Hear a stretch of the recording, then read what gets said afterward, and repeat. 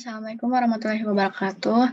Nama aku Hibatul Mutafatika, dari Universitas Diponegoro, dengan NIM 2404012013063. Nah, di sini aku bakal ngejelasin pembahasan buku David J. Griffiths, Introduction to Electrodynamic, dari edisi keempat. Nah, ini tuh dalam rangka memenuhi tugas elektrodinamika. Jadi nanti aku bakal bahas dari bab 5 itu 3 soal, yaitu di problem 5.1, 5.3, dan 5.4. Terus pada problem 6 itu ada 6.10, 6.14, dan 6.20, dan seterusnya seperti di gambar.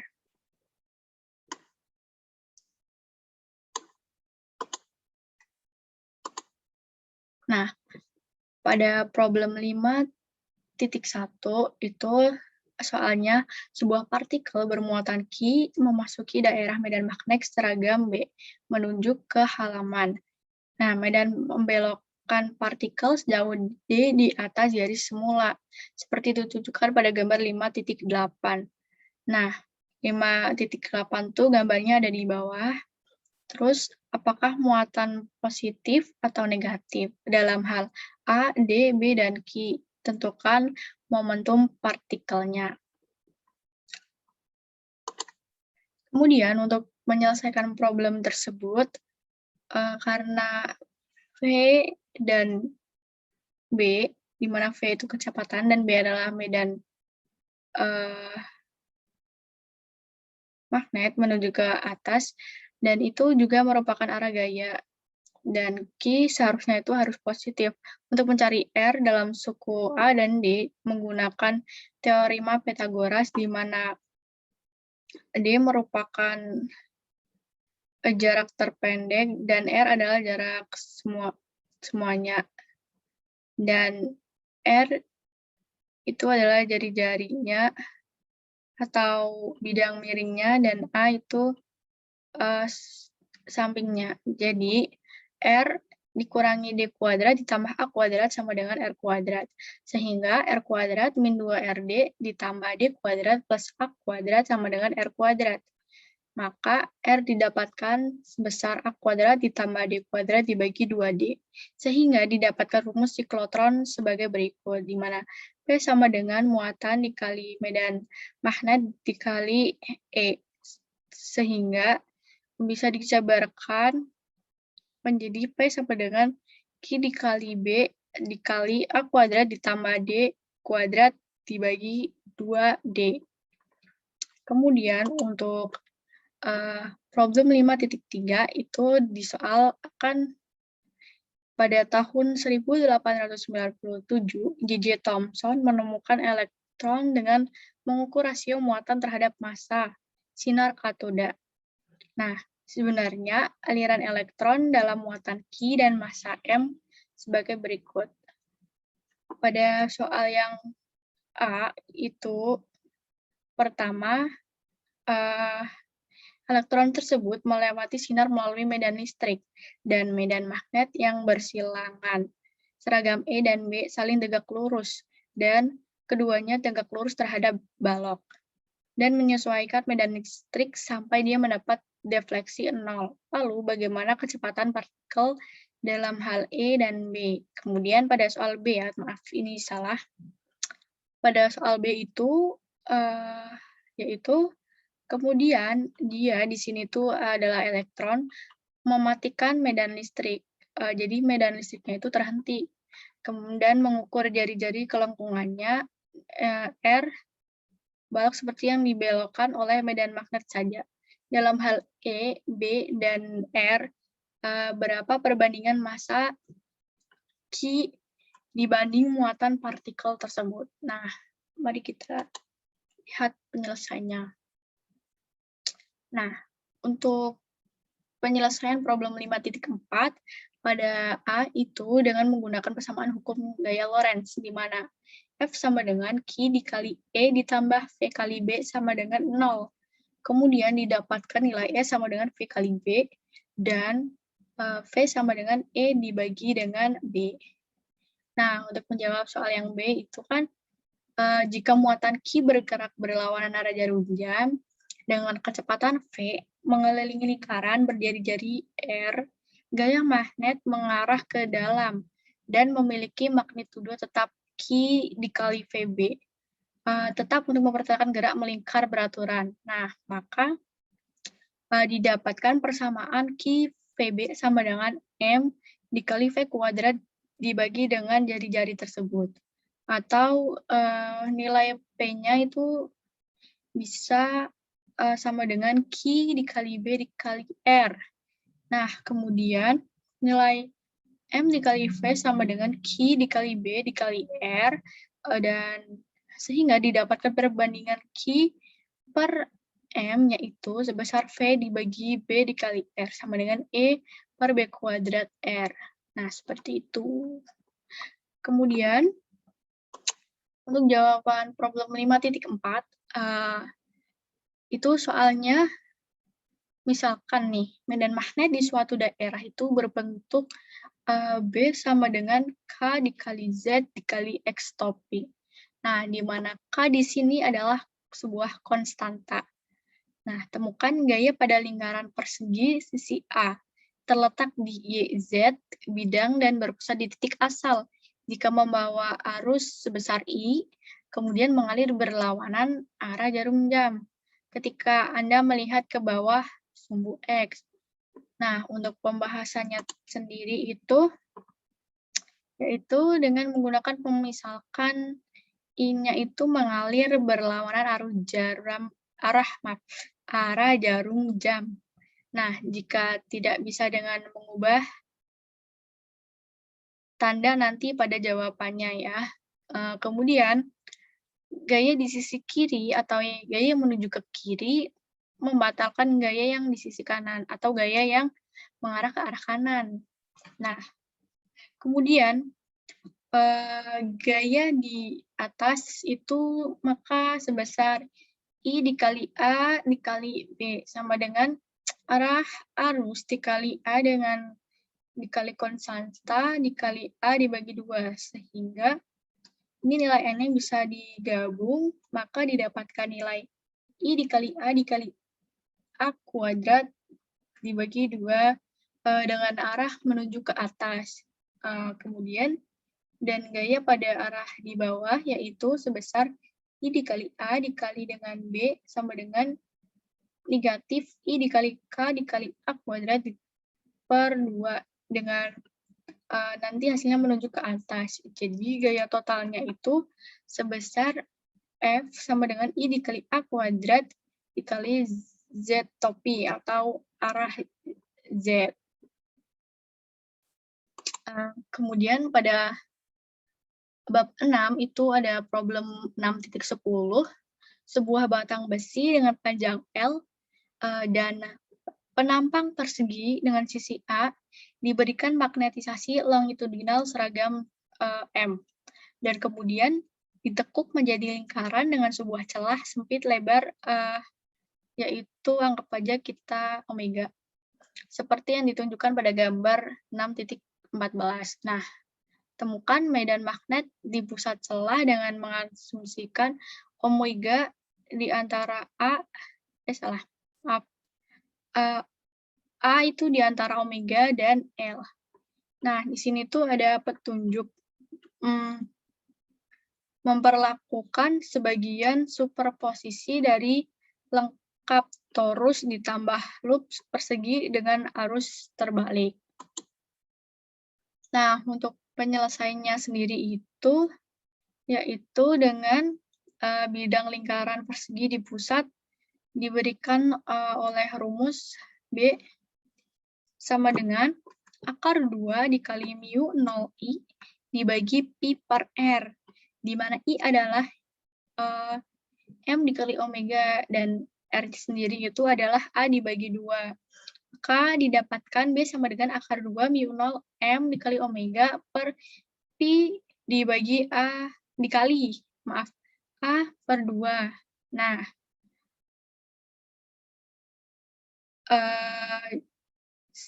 sehingga itu bisa didapat rumusan sebagai 2 akar 2 dikali mu0 dikali M omega per pi A. Nah, persamaan akhirnya itu bisa sebagai berikut, yaitu B sama dengan mu0 dikali M, terus 1 dikurangi 2 akar 2 omega per pi kali A. Seperti itu ya. Terus untuk nomor 6.14 itu untuk magnet batang dengan masalah 6.9,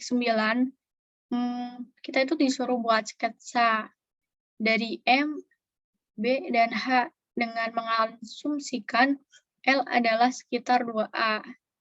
Kemudian kita disuruh membandingkan masalah 4.17. Nah, untuk menyelesaikan masalah ini, yaitu kita misalkan M-nya seperti ini, terus B sama dengan nilai B itu sama dengan medan solenoida terpendek. Sehingga H sama dengan 1 per mu0 B min M. Nah, kemudian didapatkanlah grafik seperti ini. Kemudian, untuk problem 6.20 itu, pertanyaannya, bagaimana Anda melakukan demagnetisasi magnet secara permanen pada titik C dalam loop histeresis? Nah, bagaimana Anda bisa mengembalikannya keadaan semula dengan memisahkan M sama dengan 0 pada I sama dengan 0.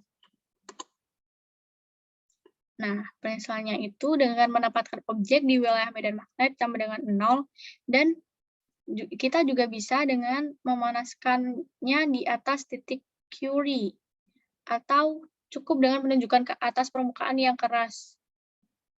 Cukup, jadi kita itu juga bisa dapat dengan menjatuhkan di permukaan yang keras. Nah, jika itu halus atau seperti jam tangan misalnya, itu juga bisa dilakukan dengan meletakkan di antara kutub elektromagnet dan magnetkan bolak-balik berkali-kali. Setiap kali kita membalikkan arah dengan mengurangi bidangnya lebih sedikit. Kemudian pada problem 7.4 itu ada memisalkan nih, konduktivitas bahan yang memisahkan silinder dalam contoh 7.2 itu tidak seragam. Khususnya ada tau S sama dengan K dibagi S untuk beberapa konstanta K. Nah, temukan hambatannya antara silinder. Di sini tuh ada petunjuknya. Ini tuh merupakan fungsi posisi dari persamaan 7.5 itu sehingga tidak berlaku. Terus kerapatan muatan tidak 0 dalam media resistif. Dan E tidak persegi. Tetapi kita tahu kan bahwa untuk arus tunak, I-nya itu adalah sama di setiap arus permukaan silinder.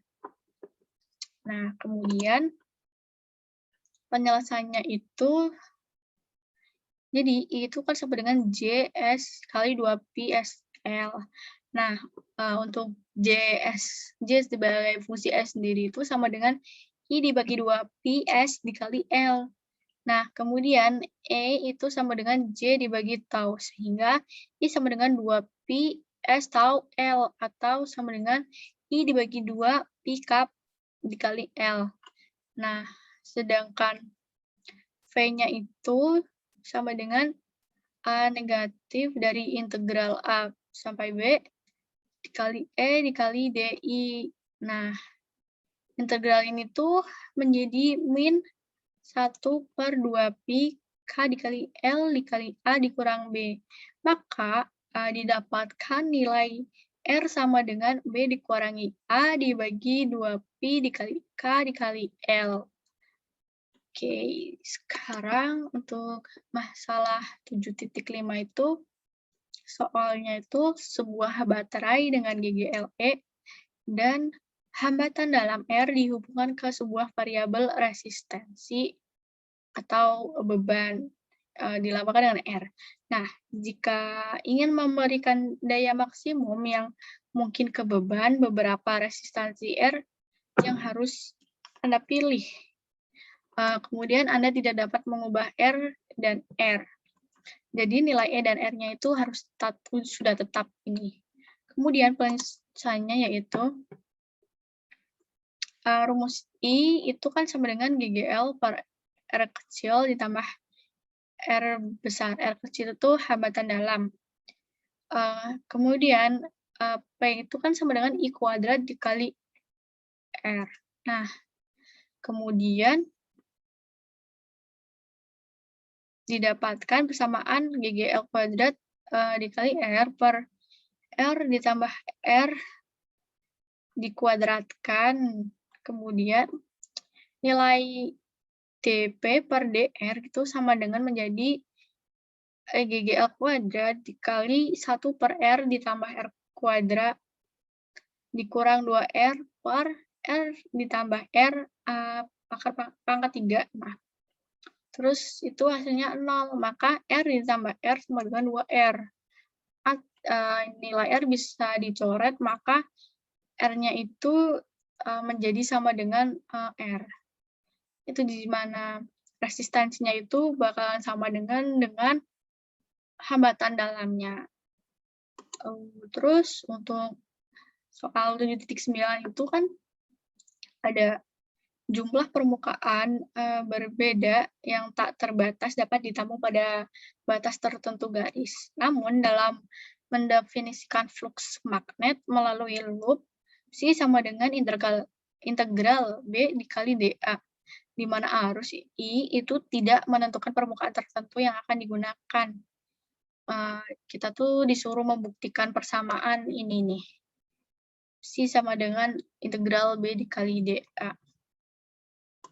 Kemudian penyelesaiannya yaitu karena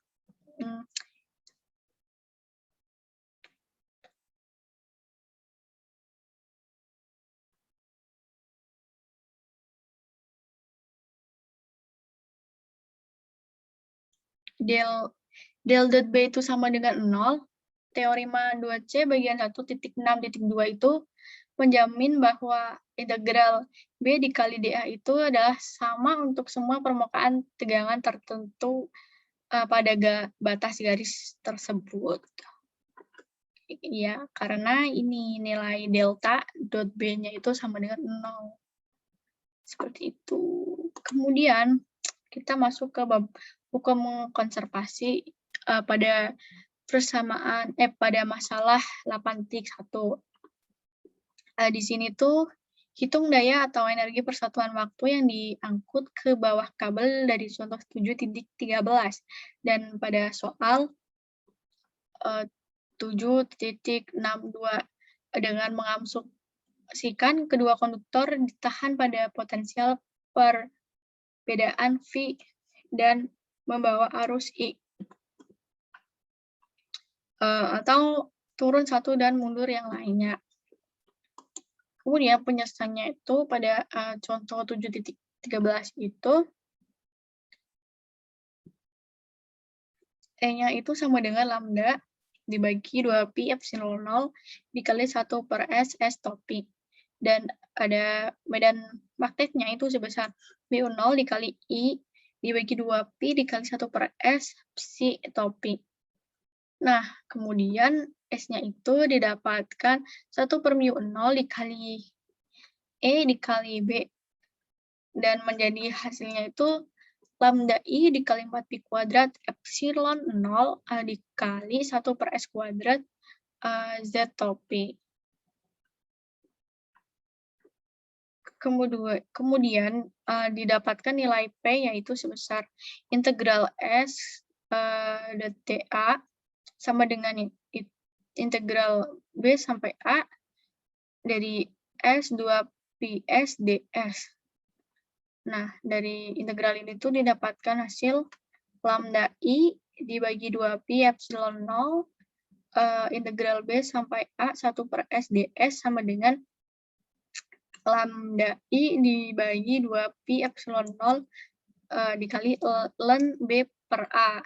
Nah, Kan tetapi nilai V-nya itu integral B per A dikali E dikali DL sama dengan lambda per 2pi epsilon 0. Nah, untuk integral B dikali integral B per A dikali 1 per S ds sama dengan lambda per 2pi E0 ln B per A. Maka persamaannya itu menjadi P sama dengan I dikali V, di mana I adalah arus dan V adalah tegangan. Nah, untuk contoh 7.62 itu kan E sama dengan tau per epsilon 0 dikali Z topi. Dan B-nya itu sama dengan mu 0 dikali K dikali X topi. Atau nilai K-nya itu dapat diganti dengan I dibagi omega. Nah, kemudian didapatkan nilainya sama dengan 1 per mu 0, E dikali B sama dengan juga itu nilai S itu adalah tau dikali I dibagi epsilon 0 omega dikali Y topi. Nah, persamaan P-nya itu menjadi integral S dikali dA sama dengan S dikali omega dikali H. Sama dengan menjadi tau dikali I dikali H dibagi E0. Tetapi nilai V-nya juga lagi-lagi akan menjadi integral E dikali DL sama dengan tau dibagi dengan epsilon 0 dikali H. Maka nilai P-nya menjadi I dikali V. Kemudian pada problem 8.11 itu kan soalnya disuruh untuk menurunkan persamaan 8.39. Nah, di sini tuh ada petunjuk untuk menggunakan loop bawah sebagai dipol magnetik. Nah, kemudian penyelesaiannya itu kan medan magnet pada loop atas itu diberikan oleh rumus B sama dengan mu0 dikali IB dibagi 2, terus dikali dengan B kuadrat dibagi dengan B kuadrat ditambah Z kuadrat dipangkat 3/2, terus ini tuh dalam Z topik. Nah, kita tuh meletakkan arus di tengah dari loop atas tersebut dengan sumbu Z mengarah ke atas. Jadi, kita bisa memisahkan Z sama dengan H di lokasi loop bawah. Nah, dengan memperlakukan loop bawah sebagai dipol magnetik dengan didapatkan rumus momen M sama dengan I dalam A dikali P dikali A kuadrat dikali Z topi. Nah, sehingga gaya pada M diberikan rumus oleh F sama dengan gradien dikali M dot B sama dengan grad dikali I dalam A dikali Pi dikali A kuadrat dikali mu 0 dikali I dalam B terus dibagi 2. Terus juga selanjutnya tuh dikali dengan B kuadrat dibagi dengan B kuadrat ditambah Z kuadrat terus dipangkatkan dengan 3/2. Nah, persamaan ini tuh terus setelah dikerjakan didapatkan nilai mu 0 dikali Pi dikali A kuadrat terus dikali B kuadrat dikali dengan I dalam A, terus juga dikali IB, dibagi 2, terus dikali 2/2Z, terus ada B kuadrat ditambah Z kuadrat, terus dikali dengan pangkat min 3/2 itu menjadi mu 0 dikali dengan Pi, terus dikali dengan A kuadrat, B kuadrat, IA, IB dibagi 2. Terus selanjutnya itu dikali dengan min 3/2 dikali dengan B kuadrat plus Z kuadrat pangkat min 5/2 terus dikali 2Z dikali dengan Z topi. Nah, sehingga dari persamaan tersebut didapatkan nilai F itu sebesar 3pi dibagi 2, terus dikali dengan mu 0 IA, IB, terus A kuadrat, B kuadrat, H dibagi B kuadrat plus H kuadrat dipangkat 5/2 kali Z topi. Nah, untuk problem yang terakhir ya nih, soalnya tuh kita tuh disuruh untuk menurunkan persamaan 8,43. Nah, di sini tuh ada petunjuk nih untuk menggunakan metode bagian 7.2.4, yaitu dengan membangun dua arus naik dari 0 ke nilai akhirnya.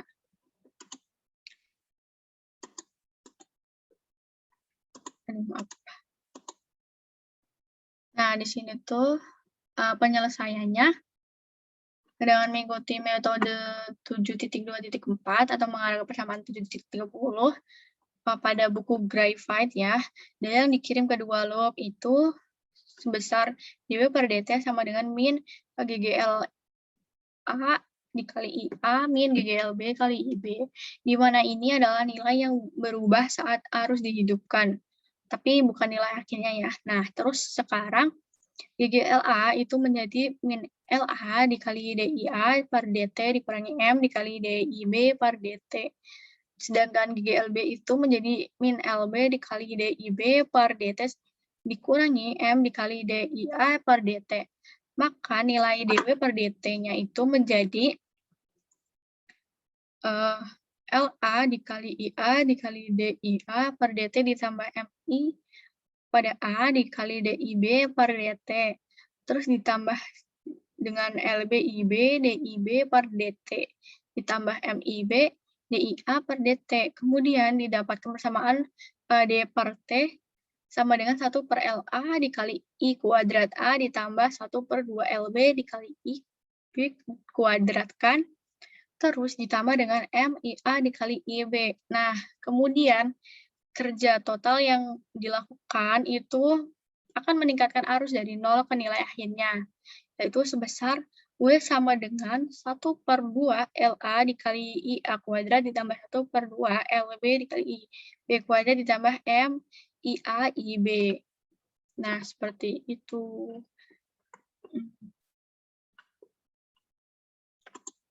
Kemudian, thank you.